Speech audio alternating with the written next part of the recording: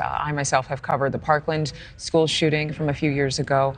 Many of you will remember one of the most staggering. That was 24 years ago in Columbine, Colorado. 15 people died, including the 2 students responsible for that attack. And many of those who survived are now all grown up, their parents sending their school-age children to class.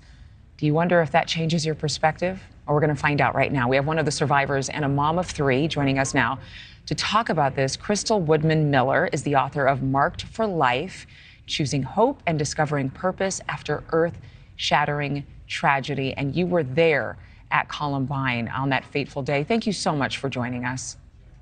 Thank you so much for having me. I'm sorry it's under these circumstances. Well, maybe we should have talked to you sooner so that perhaps people would get the word out before another shooting happens. But I'm glad we're talking to you right now. What would you say is one thing that we don't hear enough of when school shootings take place like this? You know, I think, Adrian, that we all want the same thing. We all want our children to be safe. We want them to be able to go to a place like school and be safe. No parent should have to hug their kids at the school door and wonder if they'll see them again.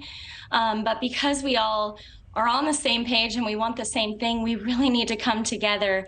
And I know we say this often, but this problem is so multifaceted, and it's going to take all hands on deck.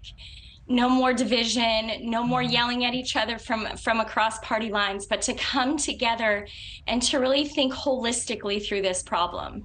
It's political, it's cultural, it's family, it's so big that we just really all need to come together and to talk so we can find resolution, so we can move forward to see change.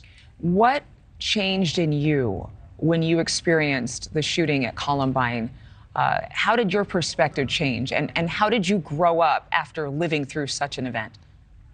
Oh, Adrian, everything changed. I was 16 years old, and in the blink of an eye, everything that I had known, the safety, the security, the innocence of childhood was gone, and I was forced to grow up very quickly. And, you know, that obviously changes a person, and I have healed and I have a lot of hope, and I desire to bring that hope to others, especially who've walked through something as tragic as we did at Columbine. But it changes the way I parent. It changes my career path. It has changed my life. In terms of how you parent, there are a lot of people, parents who have their children to hug close in Nashville, and those who sadly lost a child, those 3 9-year-olds murdered. What would you say is something that you could give to them if they were watching right now that would help strengthen them through a time where they feel like the whole world is quaking? Well, right now there's no words. I mean, there is nothing to say to a parent, to this community who is grieving. I say, let them grieve, that you must grieve, you must feel this, but that you are not alone, that you do not walk this journey alone. To the young survivors, they are now part of a community that they will be known and seen and heard and valued.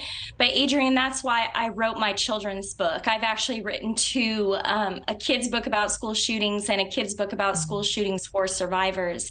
And the title may be a bit misleading. It's not about violence. It's not about the shootings, but they're really conversation starters to create a safe space for our kids to ask these questions, to process their complicated and big emotions. Right. We need to give them this space to talk through these things because they're afraid just like we are. Yeah, and they do process things differently with their developing hearts and minds.